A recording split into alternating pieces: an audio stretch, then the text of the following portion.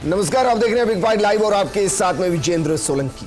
जिस तरीके से कोरोना के मामले फिर से बढ़ने लगे हैं, डेंगू के डंक ने जिंदगी को अपनी जद में ले लिया है और पॉल्यूशन खुली हवा में सांस लेने से रोक रहा है। मानो हर कोई कह रहा है कि जिंदगी हर घड़ी एक नई जंग है, लेकिन सवाल यह है कि इस जंग में जीत का मंत्र क्या सच में किसी के पास है?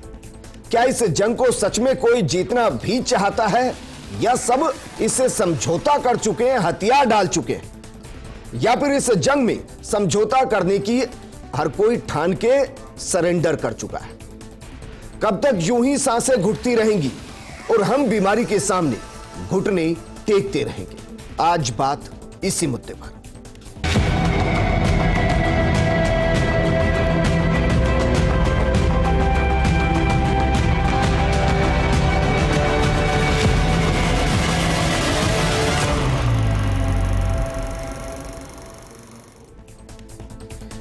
कोरोना बच्चों को शिकार बना रहा है तो डेंगू सभी को अपनी जद में ले सांसें छीन रहा है और प्रदूषण सांसें लेने ही नहीं दे रहा। क्या सच में यह है हमारे सपनों का संसार जिसमें जिंदगी हर घड़ी एक नई जंग की तरह नजर आती है? क्या वाकई में इसका कोई समाधान है भी या नहीं, या समाधान कोई करना ही नहीं चाहता? इस मुद्दे पर बात करने के लिए हमारे साथ मौजूद हैं कांग्रेस नेता आरसी चौधरी जी, बीजेपी नेता और मुख्य प्रवक्ता रामलाल शर्मा जी, विषय विशेषज्ञ और पूर्व कलेक्टर जगरूप यादव जी। आरसी चौधरी जी, आपके साथ में चर्चा शुरू करना चाहूंगा क्योंकि सरकार प्रदेश में आपकी है। सर, डेंगू क्या वाकई में इतना बड़ा हो चला है कि सिस्टम उसके सामने हारता नजर आए और जो बीते 5 सालों में ना हुआ हो वो राजस्थान में होता नजर आए? आंकड़े तेजी से बढ़े, सांसें थमती चली जाएं, कोरोना का प्रकोप बढ़ता चला जाए, बच्चे उसकी जद में आते चले जाए और खुली हवा में सांस लेना मुश्किल हो जाए। विजेंद्र जी, मैं आपका साधुवाद करना चाहूंगा कि निश्चित रूप से राजस्थान का ये जो चैनल है, ये चैनल राजस्थान की जनता की आवाज को तो मुखर करता रहा, लेकिन आपकी सरकारों से जो तलक पर्सन है वो निश्चित रूप से राजस्थान के आम और आवाम की आवाज बनते हैं। और सत्तारूढ़ दल के एक प्रतिनिधि होने के तौर पे मुझे इन जवाब देने के लिए और मैं मुद्दों पे चर्चा करना चाहता हूं और मुद्दों पे जवाब देना चाहता हूं। आपने 3% सामने रखे। डेंगू की चुनौती, कोविड हमारे छात्रों के ललकारता हुआ और पॉल्यूशन, तीनों ही मुद्दे निश्चित रूप से महत्वपूर्ण हैं। कोविड की जो महामारी, वैश्विक महामारी, देश के अंदर चुनौती, पॉल्यूशन निश्चित रूप से देश के अंदर दम घोटते हुए और सुप्रीम कोर्ट और कोर्ट तक ये कहना पड़े कि किस प्रकार से सरकार को निर्णय लेना पड़े। एक एक बात का मैं जवाब देना चाहता हूं। आपने कहा डेंगू को लेकर निश्चित रूप से डेंगू की एक चुनौती है, लेकिन राजस्थान सरकार अपने राजस्थान की 7.5 करोड़ जनता के लिए बेहद संवेदनशील और तत्परता से उसके साथ में तैयारी के रूप में है। जहां पे डेंगू का हमें एक भी पेशेंट मिलता है, उसके पास में हम किस प्रकार से वहां पे सर्विलेंस लगा के कुछ प्रकार से हमें जो बुखार से पीड़ित है उसके तमाम जांचें करें, उसको जो दवा की जरूरत हो वो राजस्थान की सरकार निःशुल्क दवा दे। डेंगू जो फैलने का जो सोर्स है, जहां पे पानी पे उनके अंडे हैं, उनको नष्ट करने का लोकल बॉडीज के साथ में मिलकर सरकार वर्त स्तर पे काम कर रही है। निश्चित रूप से चुनौती है, लेकिन चुनौती से निपटना राजस्थान सरकार की अपने आप में एक कला है। देश के अंदर चाहे कोविड को लेकर भीलवाड़ा मॉडल की चर्चा हो, राजस्थान के मुख्यमंत्री और पूर्व स्वास्थ्य मंत्री और वर्तमान स्वास्थ्य मंत्री राजस्थान की जनता के प्रति संवेदनशील हैं। हम जनता के मुद्दों पे राजनीति नहीं करना चाहते और आपके तल्ख प्रश्नों का जवाब देना चाहते हैं। रही बात कोविड की, कोविड के लेके कोविड को जो स्कूल्स के अंदर आए, वहां पे जो स्कूल्स के अंदर हमने एक रैंडम बड़ा सैंपलिंग की, सैंपलिंग के बाद में चीजें आई। हम ये चाहते हैं कि पूरे देश के अंदर जितने जो एक्टिव केसेज हैं आज के दिन भी, उसके अंदर भी राजस्थान की स्थिति है वो बहुत नीचे के लेवल पे है। हर व्यक्ति चाहता है, निश्चित रूप से हमारी पार्टी के जो शीर्ष नेता आदरणीय राहुल गांधी जी हैं, इस वैश्विक महामारी से जब देश गुजर रहा था तब हमारी पार्टी की राष्ट्रीय अध्यक्ष सोनिया गांधी जी और राहुल गांधी जी केंद्र की सरकार को सकारात्मक सुझाव दे रहे थे कि हमें इन चुनौतियों के माध्यम से इस प्रकार से निपटा जा सकता है। हम विपक्ष से भी उम्मीद करते हैं जनता के लिए वो सृजनात्मक सुझाव दें, हम उनकी बातों पर अमल करेंगे। लेकिन राजस्थान की सरकार हमारे बच्चों के स्वास्थ्य को लेकर संवेदनशील है। रही बात पॉल्यूशन की, पॉल्यूशन देश के अंदर सबसे बड़े शहर जो प्रदूषित शहर है उसके अंदर राजस्थान का नहीं हिस्सा था। एनसीआर का एक हिस्सा राजस्थान के अंदर जुड़ता है जहां पे पॉल्यूशन को लेकर होती है। इससे पहले भी जो सबमिट हुई, उस सबमिट के अंदर पॉल्यूशन को लेकर बहुत बड़ा मुद्दा उठा। हम उम्मीद करते हैं कि राष्ट्रीय एक नीति बने और पूरे देश को इससे मुक्ति मिले। जी। राजस्थान इस पे कदम ठीक है, वापस मैं आपके पास आऊंगा। रामलाल शर्मा जी, सर बच्चे कोरोना से ग्रसित हो रहे हैं, वैक्सीनेशन कब तक शुरू होगा? और दूसरा, क्या वाकई में इसको हम फक्र की बात कहें कि दुनिया के जो 10 सबसे पॉल्यूटेड शहर हैं उनमें से 9 हिंदुस्तान के हैं? सांसें लेना मुश्किल हो गया है सर। देखिए विजेंद्र जी, अभी आरसी चौधरी जी को मैंने पूरे धैर्यपूर्वक सुना। कोविड की लड़ाई जब शुरुआती दौर के अंदर थी और विधानसभा का सत्र चल रहा था, उस समय हमारे सदन के प्रतिपक्ष के नेता गुलाब चंद कटारिया जी ने खड़े होकर कहा कि सरकार जिस रूप में भी कोविड से निपटना चाहती है, एक विपक्ष के भूमिका के रूप में विपक्ष हमेशा सरकार के साथ खड़ा है, वो जैसा चाहे वैसा निर्णय ले। और आपने देखा भी होगा कि कोविड के अंदर भारतीय जनता पार्टी हमेशा जो प्रभावित लोग थे उनके साथ सेवा और संकल्प का कार्यक्रम भी चलाया और कोविड की लड़ाई के अंदर सरकार के साथ हम खड़े रहे। लेकिन आवश्यकता इस बात की है कि कोविड की लड़ाई की जब शुरुआत हुई थी उस समय देश के हालात क्या थे? देश के अंदर N95 रामलाल शर्मा जी, आप जानते हैं सर, सिर्फ 20-25 मिनट की डिबेट है सर। मैंने 2 सवाल खड़े किए हैं। पहला सवाल तो मैंने ये खड़ा किया कि जब दुनिया के 40 देशों के अंदर बच्चों को वैक्सीन लग सकती है, वैक्सीन लगने की शुरुआत हो चुकी है। सर मैं सवालों के जवाब चाह रहा हूं सर, माफी के साथ। मुझे बताइए, देश में वैक्सीन बच्चों की कब लगेगी? और क्या ये फख्र की बात है कि 10 में से 9 शहर हिंदुस्तान के हैं जो सबसे पॉल्यूटेड है? का प्रकोप पूरे राजस्थान में फैल रहा है, लेकिन उसके बावजूद भी आज भी जितने भी ब्लड बैंक है उन ब्लड बैंकों के अंदर आरडीपी और एसडीपी के बैग उपलब्ध कराने का काम भी सरकार नहीं कर रही है। आप बात कर रहे हो कि हम म्युनिसिपैलिटी से साथ मिलकर डेंगू के ऊपर, आपके एक भी नगर पालिका ने अगर फॉगिंग की हो तो आप मुझे बता दो कि डेंगू के प्रकोप को रोकने के लिए सरकार ने कौन से उपाय उठाए हैं। तो अब जो आपके मेडिकल हेल्थ मिनिस्टर बने हैं वो तो कह रहे हैं कि शराब अच्छी पियो, अंग्रेजी पियो, सरकारी पियो, देसी क्यों पीते हो? तो मेडिकल हेल्थ मिनिस्टर तो इस तरीके की सलाह देने में लगे हुए हैं। कोरोना से और डेंगू से निपटने के उनके पास कोई प्लान नहीं है। एक, आपकी सरकार जिस तरीके से कोविड तीसरी लहर राजस्थान के अंदर भी शुरू हो चुकी है, बच्चों के अंदर शुरू हो चुकी है, भारत सरकार ने जो प्राइमरी इंतजाम किए थे कोविड के, उन प्राइमरी इंतजामों के अंदर भी राजस्थान की सरकार फेल नजर आ रही है। जब दूसरी लहर के अंदर रामलाल शर्मा जी, रामलाल शर्मा जी, रामलाल शर्मा जी, सर सुनिए ना, रामलाल शर्मा जी सुनिए ना सर, मैं ये कह रहा हूं बच्चों का वैक्सीनेशन कब शुरू होगा? और दूसरा ये कि जब दुनिया के 10 बड़े शहरों में, 10 पॉल्यूटेड शहरों में 9 हिंदुस्तान के हों, क्या ये सच में फक्र की बात है? देखिए विजेंद्र जी, निश्चित रूप से राजस्थान के एक एरिया जो भिवाड़ी क्षेत्र का है वो पॉल्यूशन की वजह से वहां का आम आदमी का जीवन वहां रह पाना भी मुश्किल हो चुका है। लेकिन राजस्थान की सरकार एक भी अपनी नाकामियों को छिपाने के लिए सीधा सीधा भारत सरकार के ऊपर निशाना साधने का काम करती है। इस राजस्थान की सरकार ने तो सिर्फ सद्भावना यात्रा, पद यात्रा, राजस्थान की सरकार ने राजस्थान की जनता के लिए एक काम किया हो वो काम तो बताए कि हमने ये काम कर दिया। ठीक है, वापस मैं आपके पास आऊंगा सर। मुझे लगता है दोनों ही सवालों के जवाब शायद आपके पास नहीं है या देने की स्थिति में नहीं है। विषय विशेषज्ञ जगरूप यादव जी हमारे साथ बने हुए हैं और हमारे साथ डॉक्टर मुकेश दादी जी जुड़ चुके हैं जो कि फिजिशियन है।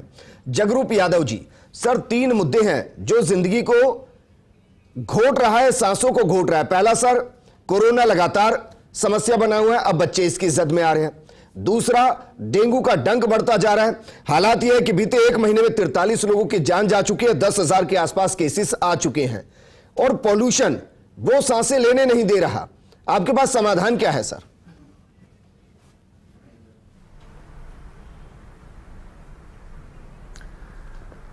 विजेंद्र जी, आपने सर्वप्रथम तो मैं आपका धन्यवाद ज्ञापित करूंगा कि ये ऐसे मुद्दे हैं जो आपने सार्थक पहल की कि इन मुद्दों पर बातचीत हो और इनके बारे में दीर्घकालीन और तत्काल और एक स्थायी नीति बननी चाहिए जी। और नीतिगत उपायों के रूप में हम देखते हैं तो जो आग लगने पे कुआं खोदने की या बारिश होने से पहले खेती बो देते हो, तो आपके जो उपाय भी किए जाते हैं जो क्राइसिस पैदा होने के बाद किए जाते हैं, तो मैं समझता हूं कहीं ना कहीं चाहे स्थानीय स्तर पे हो, राष्ट्रीय स्तर पे हो, इवन या अंतर्राष्ट्रीय स्तर पे हो, इनके सवालों के जवाब लोगों को चाहिए जी। आज आप डेंगू फैला या कोरोना की महामारी हुई या पर्यावरण की समस्या एक दिन में जनित नहीं हुई, जैसे डेंगू है हर वर्ष बहुत सारी जिंदगियां लीन लेता है, तो इसकी दीर्घकालीन एंटी मलेरिया टीम बनी हुई, लार्वल एक्टिविटीज जैसे फोगिंग की अभी कह रहे थे, फोगिंग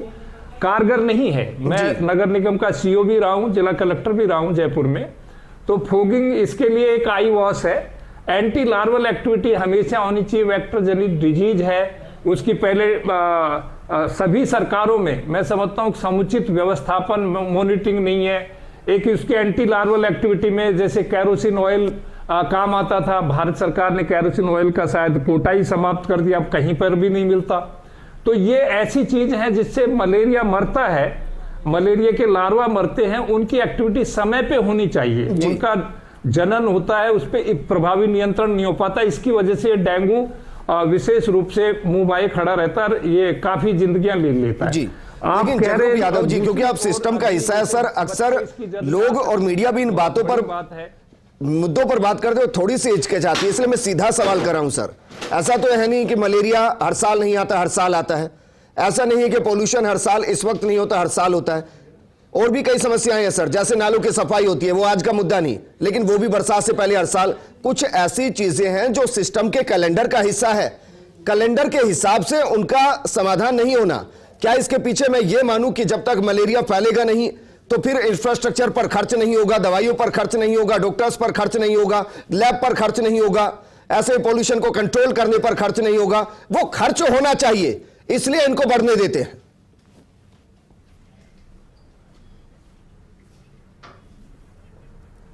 नहीं सोलंकी जी, ऐसा तो नहीं है, लेकिन यह कहीं ना कहीं शिथिलता है, कहीं ना कहीं इनर्शिया है, कहीं ना कहीं पॉलिसी पैरालिसिस है। अगर आप देखिए पहले जो विश्वव्यापी एक ये महामारी फैली कोरोना, जिसमें हम ये कहते रहे कि हमने कोरोना को हरा दिया, फिर अचानक पता लगा कि ऑक्सीजन कंस्ट्रक्टर या ऑक्सीजन की समुचित प्रबंधन नहीं है, बहुत सारी जिंदगियां जो ऑक्सीजन की कमी की वजह से बचाई जा सकती थी। अब सेम प्रश्न पुनः उपस्थित हुआ है कि बच्चों का जिस तरह से पाश्चात्य देशों में जहां पे वैक्सीनेशन की दर भी काफी है, तो ये वैक्सीनेशन इसको फैटल होने से बचाता है। तो समय रहते मैं समझता हूँ शीघ्र पॉलिसी के रूप में इसको भारत सरकार को समुचित प्रदेश सरकारें उनको बहुत गंभीरता से इस प्रश्न को लेना चाहिए। स्थिति बिगड़ने के बाद कंट्रोल करने की कोशिश की जाती है। हालात ये होने चाहिए कि स्थिति कंट्रोल में है, उसको बिगड़ने ना दिया जाए। सर वापस मैं आपके पास आऊंगा। डॉक्टर मुकेश दादी जी हमारे साथ हैं। डॉक्टर मुकेश दादी जी, सीरो सर्वे एक आया था और उसमें कहा गया था कि 75% बच्चों के अंदर पहले से एंटीबॉडी मौजूद है सर। हालांकि उस सर्वे को भी 2-2.5 महीने हो चले हैं, लेकिन क्या सच में बच्चों के अंदर जो कोरोना आ रहा है उसको गंभीर लेने की जरूरत है या नहीं? जी बिल्कुल। मैं सबसे पहले तो फर्स्ट इंडिया टीवी की टीम को बहुत बहुत धन्यवाद देता हूं, आपको देता हूं। इसकी बहुत आवश्यकता है जी। और सर मैं ये कहना चाहूँगा कि इसमें जो है बॉडी की इम्यूनिटी पावर बढ़ती है, तो इसके लिए होम्योपैथी की बहुत अच्छी दवाइयाँ आती है जी। उन दवाइयों का हमने अभी जब कोरोना हुआ था, स्वाइन फ्लू हुआ था, चिकनगुना हुआ था, तो हमने बहुत दवाइयाँ हमने बांटी है। वो दवाइयों के बांटने से कई लोगों को आराम मिला है जी। नहीं सर, सवाल मेरा ये है कि तो हमारे होम्योपैथी विभाग है, मैं इसको सर्दी का सीजन नहीं कह रहा सर, बीमारियों का सीजन कह रहा हूं। मलेरिया है, डेंगू है, कोरोना है, पोल्यूशन है जी। तो इस सीजन को रोका तो जा सकता है, सर्दी को आने से नहीं रोका जा सकता। इन बीमारियों को तो रोका जा सकता है फैलने से, फिर रुकती क्यों नहीं? बिल्कुल नहीं, तो हम इनका प्रिवेंटिव मेडिसिन दें। और मैं आपको ये कहना चाहूँ, होम्योपैथी में हमारे यहाँ प्रिवेंटिव मेडिसिन बहुत अच्छी मेडिसिन है। जैसे कोरोना के अंदर आर्सेनिक एल्बम आती है जो हम दे सकते हैं। आपने डेंगू में एपिटोरियम आती है जो कि आपने प्लेटलेट्स को बढ़ाने में बहुत अच्छा काम करती है, वो अपन दे सकते हैं। तो हम अगर इस होम्योपैथी चिकित्सा का भरपूर लाभ लेंगे तो हम इसको बिल्कुल रोक सकते हैं, और बच्चों में जो ये बीमारियां होती है इसको भी हम रोक सकते हैं। ठीक है सर, यहाँ तो बच्चे नहीं, यहाँ तो सभी जद में हैं। कोई पॉल्यूशन की जद में है, कोई मलेरिया की, कोई डेंगू की, कोई कोरोना की, और ना जाने किस किस की जद में है। रामलाल शर्मा जी, सर मैं फिर वही 2 सवाल आपको दोहरा रहा हूं, मुमकिन हो तो जवाब दीजिएगा। पहला तो ये, बच्चों के अंदर वैक्सीनेशन कब से शुरू होगा? और दूसरा ये कि देश के जो सबसे पॉल्यूटेड शहर हैं उनको स्वच्छ करने के लिए क्या केंद्र कोई नीति लाएगी या नहीं लाएगी?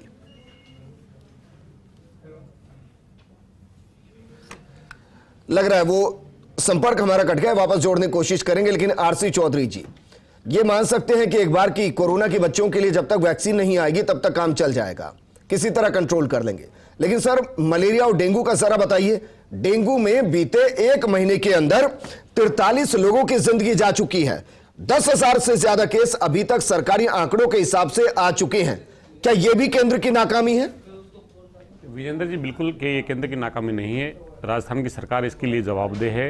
राजस्थान की सरकार संवेदनशीलता से तमाम काम कर रही है। इससे पहले जगरूप यादव जी ने जो बातें कही और हमारे जो डॉक्टर साहब ने कही, जगरूप यादव जी ने जो बातें कही, तमाम वो सब जो प्रिकॉशंस हैं वो राजस्थान की सरकार उनको उठा रही है। निश्चित रूप से जिंदगी जाना राजस्थान के एक भी व्यक्ति की जिंदगी जाती है हमारे लिए बेहद दुखद और बेहद चिंता का विषय है। लेकिन राजस्थान की सरकार संवेदनशीलता के साथ, मैं ये कहना चाहता हूँ, राजस्थान स्वास्थ्य को लेके पूरे देश के अंदर मॉडल राज्य है। कोई भी एक ऐसा राज्य आप बता दीजिए पूरे देश के अंदर जहां पे स्वास्थ्य की कोई गारंटी देता हो। यहां पे राजस्थान के माननीय मुख्यमंत्री ने संवेदनशीलता के साथ में और सरकार ने राजस्थान की 7.5 करोड़ जनता को, चाहे वो अमीर हो या गरीब हो, जाति और वर्ग और लिंग से वंचित बिना भेद करते हुए और सबको स्वास्थ्य का रक्षा कवच दिया। इसके लिए कोई मना नहीं कर रहा कि बीमारी होने के बाद इलाज मिलता है। मेरा सवाल यह है कि बीमारी हो क्यों रही है? जब हर साल मलेरिया आता है, हर साल डेंगू आता है, उससे पहले जब पूरा कैलेंडर तैयार है तो कार्रवाई क्यों नहीं होती? एंटी लार्वा एक्टिविटीज वक्त पर शुरू क्यों नहीं होती? फोगिंग वक्त पर शुरू क्यों नहीं होती है?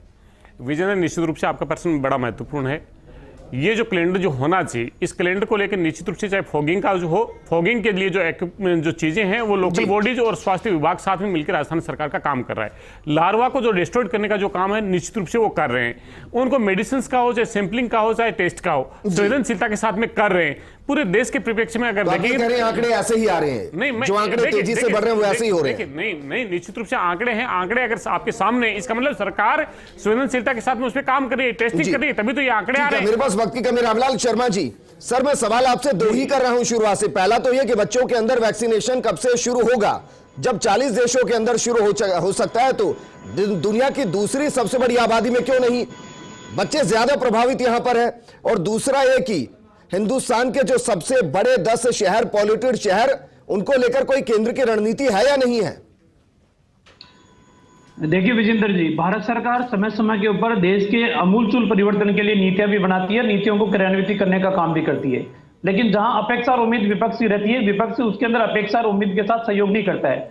अभी मेरे मित्र आरसी चौधरी जी कहते हैं कि राजस्थान की सरकार संवेदनशील है। भैया, राजस्थान की सरकार अपने आप को बचाने के लिए संवेदनशील है।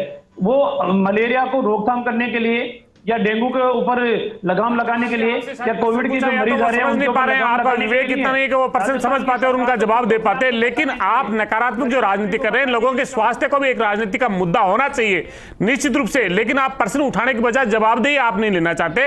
केंद्र की सरकार 25 सांसदों पर जवाबदेही नहीं ले सकते और आने वाले समय के अंदर कितना पहले 60 साल के ऊपर आप सदन के सदस्य होंगे और किस प्रकार से जो आने वाले समय के अंदर बच्चों को वैक्सीनेट करने का अभियान चलेगा देश के अंदर उन पे, और आम आदमी को राहत पहुंचाने का काम सरकार करेगी। चौधरी जी रुकिए जरा। जगरूप यादव जी, सर मैं 2 विषय पर बात कर रहा हूं और मुझे लगता है कि बेहद गंभीर मामला है। अब आपको लगता नहीं कि बच्चों की जिंदगी को लेकर थोड़ा गंभीर होना चाहिए, जल्द वैक्सीनेशन प्रोग्राम को लॉन्च करना चाहिए?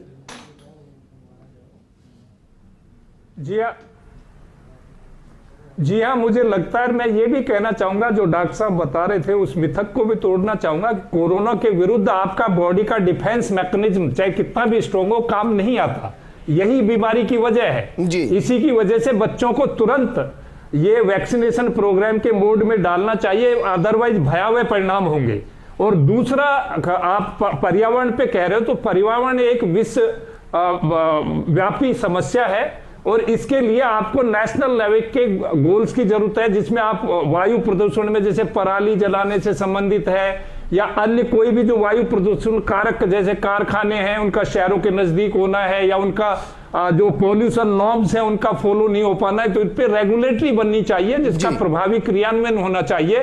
ध्वनि प्रदूषण पे भी, आपको जल प्रदूषण पे भी, इन पे सब पे कोई रेगुलेशन ही नहीं ठीक से, और है तो भी इतने फीबल हैं, इतने कमजोर हैं कि उनका प्रभावी क्रियान्वयन नहीं होता। तो ये पॉलिसी पैरालिसिस है जी। विश्व स्तर पे भी नहीं है, लेकिन भारतीय स्तर पे भी, नेशनल लेवल पे भी आमूल चूल के बजाय जो स्वास्थ्य और शिक्षा से संबंधित जो वांछनीय कदम है वो पॉलिसी पैरालिसिस नहीं होना चाहिए। और ये अगर मैं समझता हूं कि इसमें सर पॉलिसी पैरालिसिस नहीं होगा तो हिंदुस्तान वैसे ही अपने पैरों पर दौड़ने लगेगा सर। फाइनल कमेंट मुझे चाहिए मुकेश दादी जी, क्योंकि जो बच्चों के साथ कोरोना केसेस आ रहे हैं, एक लाइन में सर बताइए, क्या उनके लंग्स पर भी ज्यादा इफेक्ट पड़ रहा है?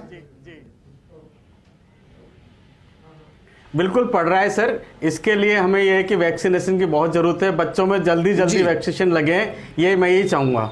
शुक्रिया सर हमारे साथ जुड़ने के लिए। आरसी चौधरी जी, रामलाल शर्मा जी और जगरूप यादव जी, आपका बहुत बहुत शुक्रिया। सारी जिम्मेदारी सरकार और केंद्र सरकार की नहीं है, कुछ जिम्मेदारी हमारी भी है।